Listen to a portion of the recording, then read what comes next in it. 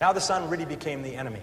It sat on the horizon like a big, evil, yellow cat, and then it began to rise inexorably, getting hotter and hotter as we raced south. The temperature grew hotter and hotter. Finally, at 9:30 a.m., it reached 110 degrees Fahrenheit, and the vehicles began coughing and stalling. We signaled between the two vehicles and agreed to stop and wait out the heat, right there in the middle of that 25,000 square mile parking lot. You never felt so small in your entire life. I'll never forget that day. Hour after hour, we sat in our vehicles like sitting in a bake oven, prostrate from the pounding heat of the sun that reached 140 degrees Fahrenheit by noon and seemed to stay there forever. We drank quart after quart of water, our throats going bone dry minutes after gulping down a full canteen.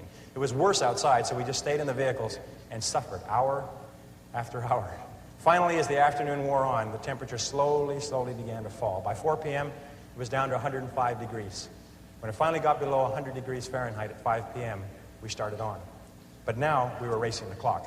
We only made about 200 miles in the last almost 24, and we still had 300 miles to go.